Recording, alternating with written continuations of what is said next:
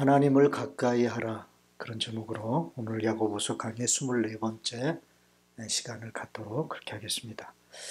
우리가 신앙생활을 하다 보면 늘 경계하고 때로는 저항도 하고 때로는 싸움을 하지 않으면 안 되는 세 가지가 있다고 제가 말씀을 드렸어요. 그 세 가지가 뭐였죠? 첫째는 내 안에 있는 정욕이고, 두 번째는 우리가 땅에 발을 붙이고 살아가는 이 세상이고, 그리고 그 세상과 정욕,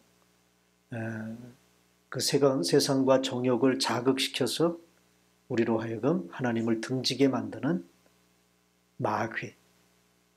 이 정욕과 세상과 마귀는 우리가 늘 경계해야 될 대상이다.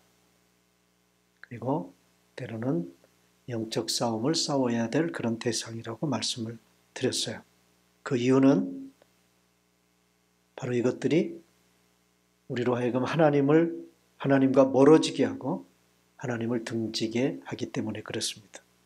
그런데 이 일을 누가 뒤에서 조정을 해요? 마귀가. 그래서 우리로 하여금 하나님을 내 인생의 복판에서 추방하게 만들어요.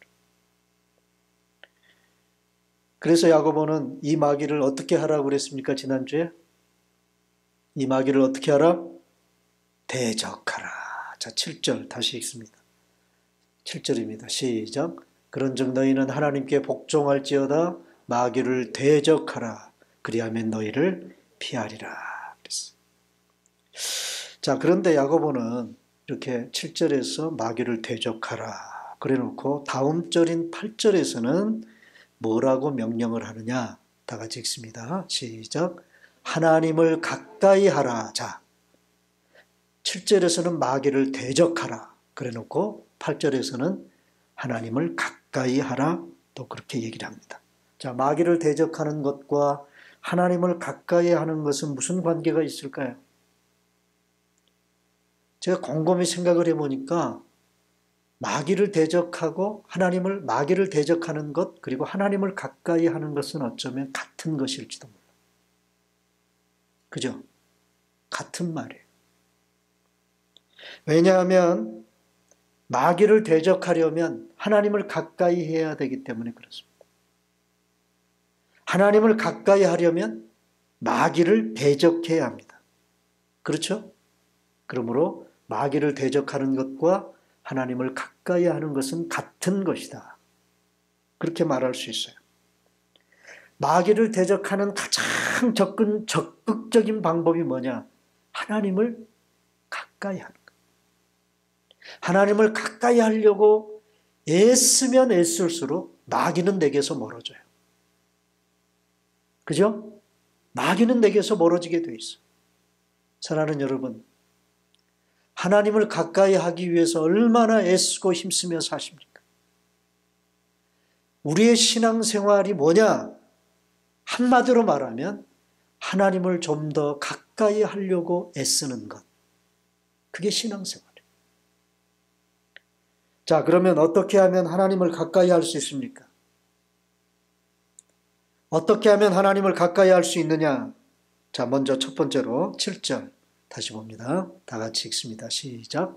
그런즉 너희는 하나님께 복종할지어다 마귀를 대적하라. 그리하면 너희를 피하리라. 자, 마귀를 대적하라는 말씀을 하시기 전에 하나님께 복종하라는 말씀을 먼저 하셨어요. 먼저 했어요. 여기서 복종한다는 말은 무슨 뜻이냐면 하나님의 뜻에 내 자신의 뜻을 굴복시킨다 그런 뜻입니다. 그게 하나님께 복종한다는 말입니다. 그리고 그 하나님께 적극적으로 순종한다는 말입니다. 그리고 하나님의 섭리에 자신의 모든 인생사를 내어 맡기는 것을 의미합니다. 뭐가요? 하나님께 복종한다는 말이 여기에 해당한다는 말이에요. 하나님께 복종한다는 것을 좀 더 생생하게 여러분들에게 설명하기 위해서 하나의 그림을 여러분들에게 보여드릴게요. 복종한다고 하는 의미를 그림으로 보여드린다고 말이에요. 항상 우리가 성경에서 말하는 어떤 진리, 어떤 진리를 그림으로 설명한 것을 보기 위해서는 구약으로 가야 돼요. 구약. 왜냐하면 구약은 그림 언어이기 때문에 그렇습니다. 그림 언어. 자, 이스라엘 백성들이 출애굽을 해가지고 광야에서 40년을 살았어요. 근데 이제 막 출애굽을 해서 처음으로 싸웠던 족속이 어떤 족속이냐면 아말렉이라는 족속들과 처음으로 전쟁을 벌입니다. 출애굽기 17장에 보면 거기 아말렉과 더불어 여호수아가 이스라엘 군대를 이끌고 나가서 아말렉과 더불어 싸우는 장면이 나와요. 그런데 그 싸우는 전쟁의 그 모습이 참 재밌습니다.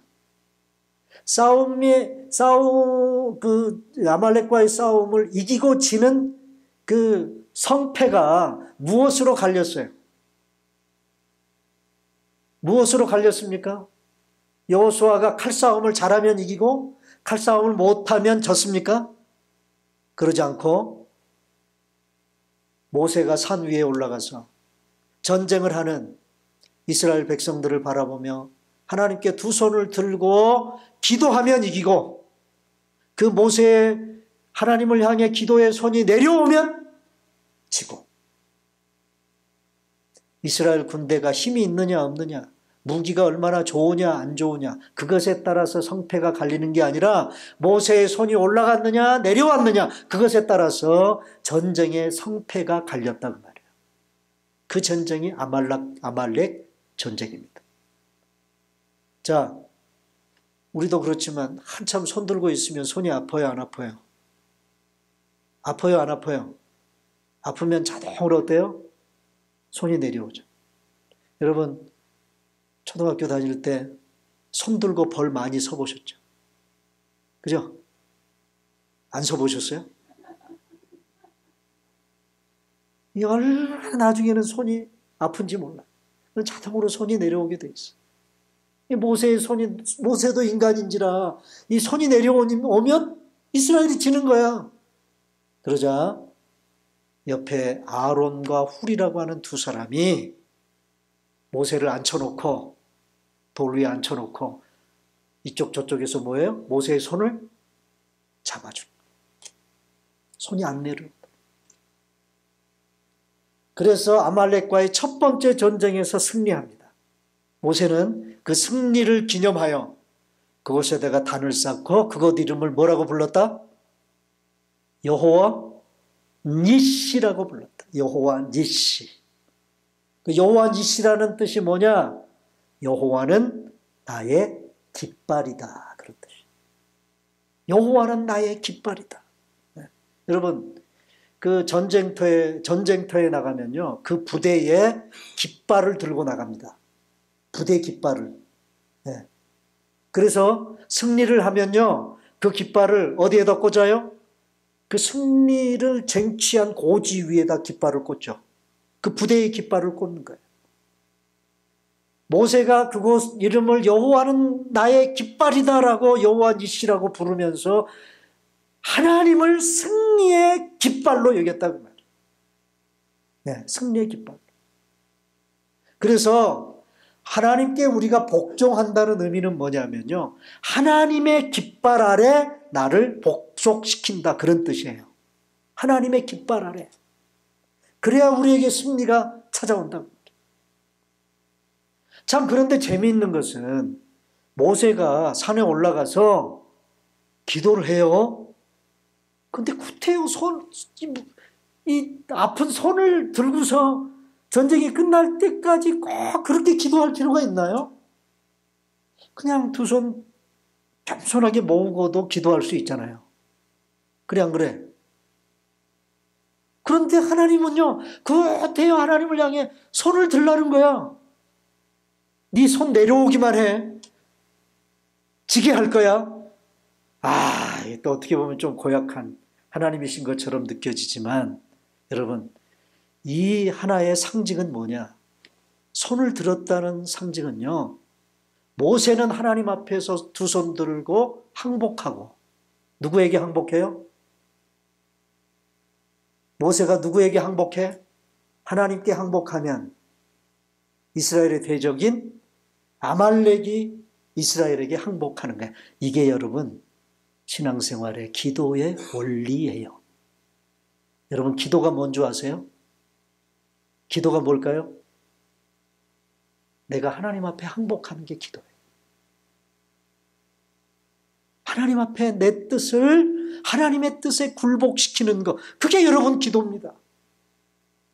그러니까 기도하지 않는 사람은 하나님 앞에 항복 안 하는 사람이죠. 내 뜻대로 살겠다는 거예요. 내 마음대로 살겠다는 거예요. 여러분, 어떤 사람은요, 하나님 앞에 항복 안 하려고 날마다 뻗땡기는 사람이 있습니다. 하나님 앞에 항복 안 하려고. 하나님 앞에 굴복하고 사세요. 내가 하나님 앞에 굴복하면요, 하나님 앞에 항복하면 하나님은 아말렉을 쳐부숴 주세요. 내가 쳐부수는 게 아니에요. 이 똑같은 장면이 어디에도 나오느냐? 이스라엘 백성들이 가나안 땅에 들어가서 첫 번째 치루었던 전쟁이 뭐예요? 요단강 건너서 가나안 땅에 들어가 처음으로 싸웠던 전쟁이 뭡니까? 여리고성 싸움 아닙니까? 예? 그 여리고성 싸움을 어떻게 해서 이겼어요? 이스라엘 백성들이. 뭐 전쟁다운 전쟁을 했어요? 이게 말이죠. 전쟁으로 얘기를 하면 이게 우스운 얘기라. 이스라엘 백성들이 고작 했던 게 뭡니까? 고작 했던 게 뭐예요? 여리고성 주위를 그냥 아무 말 안 하고 한 바퀴씩 도는 거예요, 매일. 그리고 마지막 7째 되는 날 7바퀴를 돌고 함성을 지르는 순간에 뭐예요? 여리고성이 와르르 무너졌어요. 여러분, 이 여리고성 싸움을 시작하기 전에 일어났던 한 가지 에피소드가 뭐냐면, 여호수아가 군대를 이끌고 여리고성 싸움으로 나가기 직전에 이스라엘 군대의 총사령관인 여호수아 앞에 누가 나타나느냐? 하나님의 군대 장관이 칼을 빼들고 나타나는 거예요. 칼을 빼들고. 이게 여호수아가 깜짝 놀래가지고요. 자기한테 칼을 겨누니까 깜짝 놀래가지고 여호수아가 묻습니다. 너는 우리를 위하느냐 저쪽 편을 위하느냐? 무슨 말이에요? 지금 네가 나한테 칼을 들이댔는데 너는 우리 편이야, 저 여리고 군대 편이야? 라고 물어요. 그때 여호와의 군대 장관이 나는 아니라, 지금 이 순간에는 네 편도 아니고 저쪽 편도 아니다. 나는 다만 여호와의 군대 장관으로 너에게 왔다. 그 얘기는 무슨 얘기냐?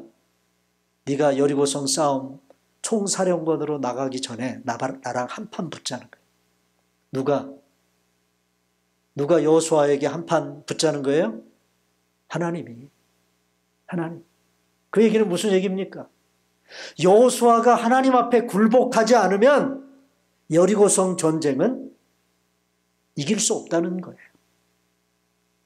네? 그래서 늘 하나님은요, 우리가 어떤 문제에 봉착했을 때 내가 하나님 앞에 굴복되지 않는 한 그 문제를 하나님은 해결하시지 않아요. 그 문제가 해결되는 것보다 하나님이 더 중요하게 여기시는 것이 뭐냐? 너 나한테 항복했어? 너 나한테 굴복했니? 이게 하나님에게는 더 중요한 거예요. 내가 해결하고자 하는 그 문제, 하나님에게는요 별거 아니에요. 아무것도 아니에요. 하나님은 늘 우리에게서 뭘 중요하게 여기신다고요? 내가 하나님 앞에 복종하고 있느냐, 내 뜻을 하나님의 뜻에 굴복시키고 있느냐, 늘 하나님 앞에 두 손 들고 하나님, 저는 늘 하나님 앞에 항복입니다. 그걸 하나님은 중요하게 여기시는 것입니다. 여러분, 아직도 하나님 앞에서 내 뜻을 관철시키기 위해 버티고 있지 않습니까? 언젠가는 하나님 앞에 백기를 드려야 할 때가 오고야 맙니다. 하나님 한복입니다, 이제. 그러고 올 때가 와요. 왜입니까? 왜 그래요? 하나님과 대결해서 이길 장사가 있어요, 없어요? 없어요! 하나님 앞에 뻗땡겨서 버텨낼 사람이 이 세상에 없다고 말이에요. 그러므로 언젠가는 하나님 앞에 항복할 수밖에 없는 때가 오고야 말아요. 그러니까 가능하면 빨리 백기를 드는 게 낫죠, 그죠? 빨리 항복할수록 자기 신상에 좋아요. 네? 버틸 만큼 버티다가 어쩔 수 없이 백기를 드는 것은 조금 쪽팔리잖아요. 그래 안 그래? 네. 여러분 쪽팔리지 마시고 빨리 하나님 앞에 항복하시기를 바랍니다. 여러분, 이런 사람을 하나님은 가까이 하세요. 예수님도요, 마지막 십자가를 지심으로 구속이 완성되지 않습니까? 그죠? 그 일을 앞에 놓고 예수님도 겟세마네 동산에서 뭐 하셨어요? 기도하셨죠? 예수님이 기도하시는 겟세마네 동산에서 그 기도하시는 장면이 바로 뭐냐면 하나님 앞에 두 손 드는 그런 순간이에요. 예수님은 할 수만 있으면 뭐라고 기도합니까? 이 너무나도 힘들고 고통스러운 십자가를 내게서 지나가게 해달라 기도합니다. 그런데 마지막 기도는 뭐예요? 결론적인 기도는 뭡니까? 내 뜻대로 하지 마옵시고 아버지의 뜻대로 되어지기를 원합니다. 하나님 앞에 두 손 드신 거야, 하나님이. 예수님께서. 사랑하는 여러분, 오늘도 저와 여러분들에게 이 자리가 있기를 바랍니다. 이제는 내 뜻대로 살지 않겠습니다. 이제는 내 힘 의지하고 내 잘난 것 의지하고 살지 않겠습니다. 하나님의 뜻에 맞게 살겠습니다. 하나님의 섭리를 따라 살겠습니다. 여러분, 그런 사람을 하나님이 기뻐하시고 가까이 해주시지 않겠어요? 그래서 하나님께 복종하라고 얘기한 거예요. 그 다음에 두 번째로 8절 보면 다 같이 읽습니다. 시작. 하나님을 가까이 하라. 그리하면 너희를 가까이 하시리라. 죄인들아 손을 깨끗이 하라. 두 마음을 품은 자들아 마음을 성결하게 하라. 자, 하나님을 가까이 하라. 그래 놓고 죄인들아 손을 깨끗이 하라. 두 마음을 품은 자들아 마음을 성결하게 하라. 그랬어요. 여러분, 하나님은요 어떤 사람을 좋아하실까요? 하나님은 성품상 좋아하는 사람이 있어요. 어떤 사람? 깨끗한 사람을 좋아하십니다. 깨끗한 사람. 또 어떤 사람하고 하나님 자신의 일을 같이 하기를 원하실까요? 깨끗한 사람을 들어 쓰십니다. 깨끗한 사람. 왜 하나님이 왜 그래요? 왜 깨끗한 사람을 좋아하고 그런 사람을 왜 하나님이 가까이 하시느냐? 하나님 자신이 거룩한 분이시기 때문에 그렇습니다. 그래서 하나님은 이스라엘 백성들에게 늘 이렇게 말씀하십니다. 내가 거룩하니 너희도 거룩하라. 내가 거룩하니까 너희도 거룩했으면 좋겠다. 여기 손을 깨끗이 하라는 말은 외적인 행위를 정결하게 하라 그런 뜻입니다. 마음을 성결하게 하라는 말은 내적인 생각과 동기의 순수성을 유지하라 그런 말입니다. 자, 그러면 왜 우리가 정결하지 못합니까? 우리가 정결하지 못한, 깨끗하고 정결하지 못한 삶을 우리가 살아가는 두 가지 이유가 있어요. 첫 번째 이유가 뭐냐면, 자, 8절 여기 노란 글씨를 보면 죄인들아 손을 깨끗이 하라 그래 놓고 그 다음에 두 마음을 품은 자들아 마음을 성결하게 하라. 여기 두 마음을 품은 자들이라는 말이 나와요. 이게 두 마음을 품는다는 말이 더블 마인드를 품고 살아가는 사람. 무슨 말입니까? 이 말은 하나님과 세상을 동시에 사랑하려고 하는 어리석음을 뜻하는 거예요. 두 마음. 한쪽 마음은 하나님께 가 있고 또 한쪽 마음은 어디에 가 있어요? 세상에 가 있어요. 늘 양다리 걸치고 살아요.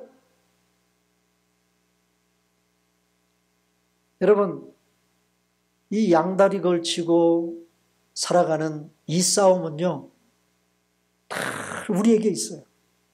우리 안에 있어요. 사도 바울 선생님에게도 있었어요. 사도 바울 선생님. 그 위대한 신앙의 인물인 사도 바울 속에서도 그 더블 마인드 때문에 사도 바울이 한탄하는 장면이 로마서 7장에 나옵니다. 그는 자신이 마음으로는 하나님의 법을, 육신으로는 죄의 법을 섬긴다. 그렇게 고백합니다. 마음으로는 뭘 섬겨요? 마음은 뭘 따르려고 해? 자꾸? 하나님의 법을 따르려고 하는데 이 육신이 말을 안 들어.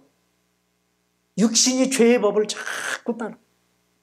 그래서 로마서 7장 24절에 보면 뭐라고 한탄을 합니까? 다 같이 시작. 오호라 나는 곤고한 사람이로다. 이 사망의 몸에서 누가 나를 건져내랴. 응? 사도 바울 선생님은요, 이렇게 양다리 걸치고 이쪽으로 갈까 저쪽으로 갈까 다 번민하며 살아가는 자신의 몸을 가리켜서 사망의 몸이라고 그랬어요. 이 사망의 몸에서 제발 누가 나를 좀 건져다오. 오라 나는 곤고한 사람이로다. 어떤 분은 이 말씀 때문에 되게 은혜를 많이 받아요. 네? 왜? 사도 바울 선생님에게도 저런 부분이 있었단 말이야. 그러면서 그런데 나 정도야 뭐 은혜를 많이 받습니다. 네.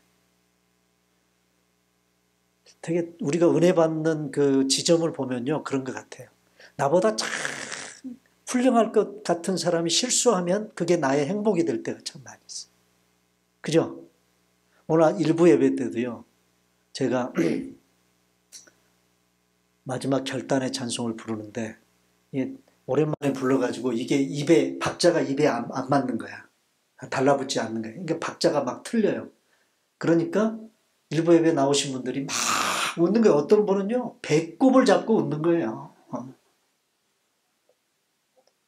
그러니까 목사가 실수하는 게 성도의 행복이 될 때가 있어요, 없어요? 그럴 때가 있는 것 같아요. 네. 아마 교회 생활하면서 목사가 실수 하나도 안 하고 머리끝부터 발끝까지 완벽한 그런 목사 밑에서 여러분들이 교회 생활을 하고 있으면 아마 질릴걸요. 그래서 때때로 목사가 좀 실수도 해줘야 여러분들이 위안을 갖고 위로를 받고 그럴 수 있지 않을까. 그렇다고 해서 여러분, 제가 어떤 실수를 하면 의도적으로 여러분에게 행복을 드리기 위해서 실수한다고 생각하지는 마세요. 어쨌든 사도 바울 선생님에게도 뭐가 있었어요? 이런 한탄이 있었어요. 하나님의 법과 육신의 법이 마음속에 갈등으로 있었다.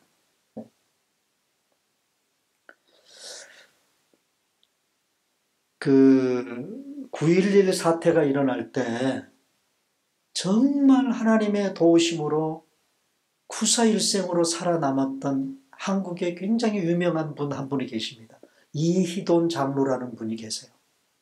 이분은 월드 트레이드 센터 어소시에이션이라고 하는 그런 월드 트레이드 센터 안에서 세계 무역을 하는 그 무역 국가들의 비즈니스를 어드바이스 해주고 그런 일을 하는 그 센터예요. 거기에 부총재까지 오른 그런 분이 계십니다. 이희돈이라는 분이 나중에는 총재까지 됐어요. 총재까지. 그런데 이분이요, 9.11 사태가 일어나는 그날 외국에 출장을 나갔다가 그날 아침에 그 월드 트레이드 센터 몇 층인가, 그 110층인가 몇 층에서 회의가 잡혀 있었어. 회의가. 그래서 그 회의 시간을 맞추기 위해서 아주 불이 났게 비행기를 타고 뉴욕 공항에 내려서, 그 뉴욕 공항에서 이제 커피를 한 잔 마시고 싶어가지고 커피를 사러 커피점에 갔는데 사람들이 많은 거야. 사람들이 굉장히 많아. 한참을 기다리다가 드디어 순서가 돼가지고 커피를 주문을 했는데 이 어리버리한 그 직원이요. 커피를 제대로 주문을 못 받는 거예요. 그래서 시간이 없으니까 빨리 주문할 수 있는 주스를 한 잔 시켜가지고 그 주스를 몇 모금 마셨는데 배가 아픈 거예요. 배가. 갑자기. 그래서 또 화장실에 들어가서 시간을 또 지체했어. 그러고 나서 차를 타고 뉴욕 맨하탄 쪽으로 이렇게 가고 있는데 벌써 테러가 일어나가지고 그 월드 트레이드 센터가 무너져 내리기 시작하는 거예요. 네, 무너져 내리기 시작.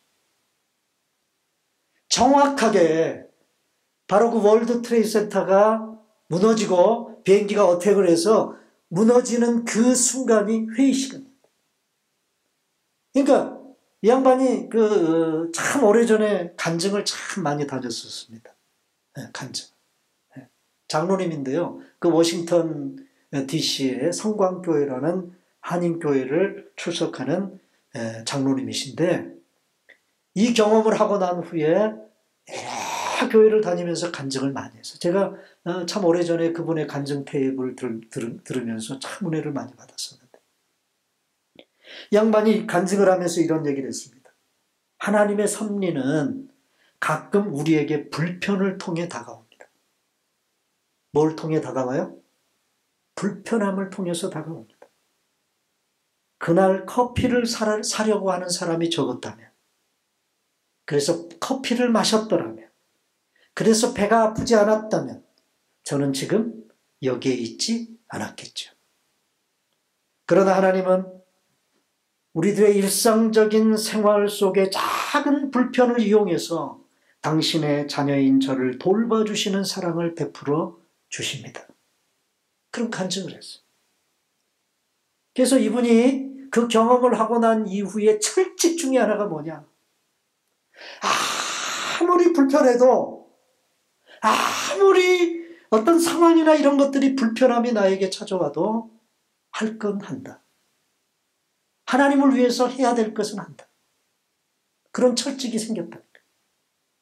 그러면서 이분이 신앙생활하는 아주 중요한 우선순위 중에 하나가 뭐냐 하면 아무리 뉴욕에서 멀리 떨어진 나라로 출장을 갔다 할지라도 주일이 되면 아직 일이 안 끝났어도 주일이 되면 어김없이 자기 워싱턴에 있는 자기 본 교회에 가서 예배를 드리는 거예요. 비행기 타고 왔어. 그리고 설사 예배 끝나고 다시 일을 보기 위해서 그곳으로 돌아간다 할지라도 여러분 불편한 일이에요, 아니에요? 되게 불편한 일이잖아요. 그죠? 왜 그러느냐? 이분이 한 교회의 시무장로니까 시무장로로서 본교회를 지키기 위해서 그런 것도 있지만 이분이 간증을 하면서 하는 얘기에 제가 감동을 받았어요. 뭐냐? 이분이 부총재로서 이곳저곳 세계 곳곳을 돌아다니며 출장을 다니는데 자기가 어느 곳에 출장을 가서 혼자 있으면 유혹이 참 심하다. 그리고 자기를 아무도 모르는 사람들 틈바구니 속에 가 있으면 좀 자유롭게 지내고 싶은 그런 마음이 들어요, 안 들어요? 들어, 안 들어? 그래서 되게 우리가 세상에서 살면서 유혹에 넘어가는 순간이 언제냐면 혼자 있을 때. 혼자 있을 때. 다윗도 언제 밧세바를 보냈어요? 다윗이 언제 밧세바를 보냈죠? 언제? 자기 옆에 있던 부하들 다 전쟁터에 다 내보내고 자기 혼자 낮잠 자다가 비몽사몽간에 일어나서 밖에 나갔는데 눈에 누가 들어왔어요? 빨가벗고 목욕하고 있는 한 여인의 모습이 들어왔어요. 그래서 오라오. 그래가지고 바세바를 범했어요. 혼자 있을 때. 그래서 이 장로님이 주일날 아직 일이 안 끝났으니까 거기에 계속 머무를 수 있는데도 불구하고 구태여 교회라는 공동체로 자기가 오는 이유는 뭐냐? 아주 중요한 이유 중에 하나가 내 몸을 유혹받을 수 있는 현장 속에 방치하지 않겠다는 거예요. 응? 사랑하는 형제 자매들이 있는 공동체 속에 두겠다는 거예요. 사랑하는 여러분, 그래서 그는 지금도 세계 어디에 있든지 주일이면 어김없이 본교회에 출석해서 예배를 드린다는 것입니다. 내가 두 마음을 품고 있으면요, 어김없이 사탄이 침범하게 되어 있습니다. 그래서 우리가 성결하지 못해요. 성결하고 깨끗한 그런 삶을 사는 일이 크리스찬들이 실패하는 이유가 뭐냐? 더블 마인드를 가지고 살아가기 때문에. 그 다음에 또 한 가지 이유가 있어요. 9절 봐요. 다 같이 읽습니다. 시작. 슬퍼하며 애통하며 울지어다. 너희 웃음을 애통으로, 너희 즐거움을 근심으로 바꿔라. 자, 보세요. 손을 깨끗이 해라. 마음을 성결하게 해놓고 하라고 그래놓고 슬퍼하며 애통하며 울지어다 그래서 뭐 하라는 거예요? 뭐 하라는 겁니까? 뭐에 대해서 슬퍼하라는 말이고 뭐에 대해서 애통하라는 말이고 뭐에 대하여 울라는 말일까요? 뭐에 대하여? 죄에 대하여. 죄에 대하여 슬퍼하고 애통하고 우는 걸 통상적으로 우리가 뭐라고 그래요? 그걸 뭐라고 그럽니까? 뭐 한다고 그래요? 회개한다고 그러죠. 회개한다. 여러분, 왜 우리가 내가 죄 짓는 그 현장을 떠나지 못하고 거기에서 뭉기작거리고 있는 줄 아십니까? 왜요? 이유가 있어요. 떠나야 할 포인트를 잃어버리기 때문에 그래요. 돌이켜야 할 포인트를 잃어버리기 때문에. 회개가 뭡니까? 여러분, 회개가 뭐예요?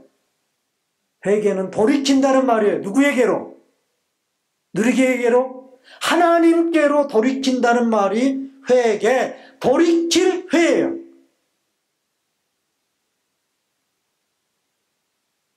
하나님께서는 오늘 저와 여러분들에게 하나님께로 돌아갈 수 있는 그런 통로, 다시금 죄악의 자리를 떠나 하나님께로 가까이 나아가는 통로로서 회개라고 하는 것을 우리에게 허락해 주셔서 너희들이 잘못하고 너희들이 죄 지은 것에 대해 슬퍼하며 애통하며 울며 회개하는 그 순간 내가 너희들을 다시 용서하고 너희들을 다시 받아주리라. 그 약속이 바로 뭐예요? 회개예요. 그렇게 하나님께로 다시 돌이키는 포인트가 바로 회개라는 거예요.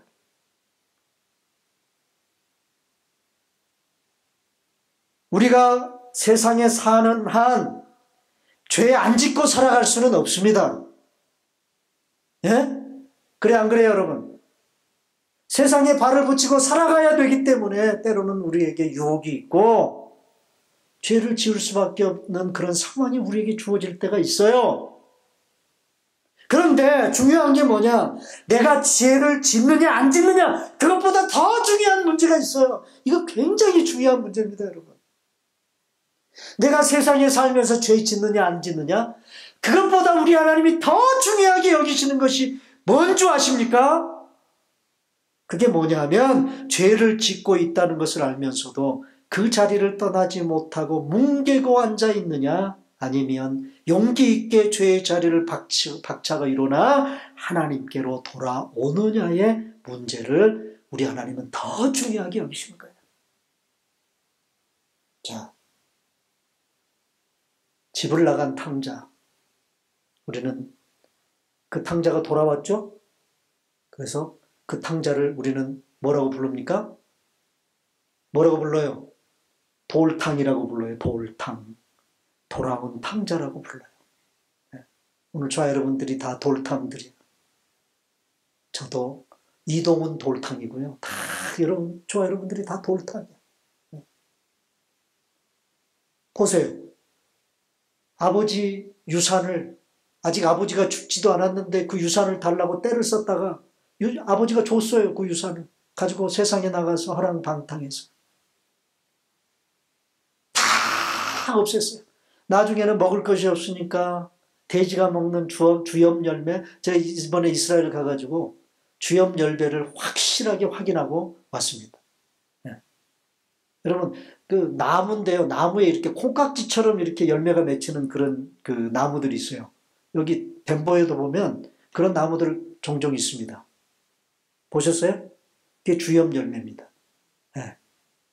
그걸 뭐가 먹어요? 돼지 먹이에요. 돼지 먹이. 그래서 나중에는 돼지를 치는 그런 일을 하다가 먹을 게 없으니까 돼지가 먹어야 할 주염 열매를 뺏어 먹는 거야. 근데 그것조차도 차지가 안 와요. 그 순간 이 탕자가 뭘 생각합니까? 그 순간 뭘 생각했을까요? 예? 아버지 집을 생각합니다. 아버지 집, 우리 아버지 집에 가면 먹을 것이 진진바라바라인데 내가 왜 이러고 있을까? 내가 왜 지금 이러고 이런 못난 짓을 지금 이 자리에서 하고 있을까? 여러분, 그 순간 탕자는 그 자리를 박차고 일어납니다. 그리고 어디를 향해 가요? 어디를 향해? 아버지 집을 향해 가는 거예요. 자, 아버지 집에 가까이 왔어요. 여러분, 아버지를 볼 면목이 있을까요? 없을까요? 볼 면목이 있어요? 없어요? 없어요! 별 면목이 없어요! 고개를 팍 숙이고, 거지도 그런 상거지가 없어. 그런 모습으로 터벅터벅 아버지 집을 향해 가는데, 아버지가 집에서 이렇게 보니까 저쪽, 동구 밖에 자기 아들 비슷한 놈이 다 해진 옷을 입고 터벅터벅 걸어오고 있는 모습을 보는 거야. 아버지는 직감하죠. 아, 내 아들이구나. 내 아들이구나. 그 순간 아버지는 어떤 액션을 취합니까? 어떤 액션을? 그 아들을 향해 뛰쳐나가는 거예요. 누가? 아들이 아버지에게 와서 잘못했습니다. 빡빡 빌고 그러기 전에 아버지가 먼저 나가는 거예요. 먼저 그 아들을 향해 튀어가는 거예요. 그리고 그 아들을 얼싸안고 입을 맞추고 그 더러운 옷 다 벗겨서 새 옷 입히고 손가락에 뭘 끼워주고 금가락지를 끼워주고 아들로서의 신분을 회복시켜주는 거예요. 그리고 집안 모든 식구를 불러다가 뭘 해요? 집 나간 아들이 돌아온 것을 기뻐하는 잔치를 벌이는 그 얘기가 돌아온 탕자 얘기죠. 그 탕자가 아버지 집을 생각하고 돌아오는 행위, 그게 바로 뭐예요? 그게 회개란 말이에요. 그게 회개. 우리가 하나님 앞에 회개하는 마음만 품어도 하나님은요, 그 탕자를 맞이하는 아버지와 같은 액션으로 우리를 맞아주시는 분인 줄로 믿습니다. 여러분, 그 포인트가 있어야 세상에 죄 짓는 자리에 뭉개고 앉아있지 않게 되는 거예요. 하나님은 오늘도 우리를 향해 끊임없이 말씀하십니다. 뭐라고 말씀하십니까?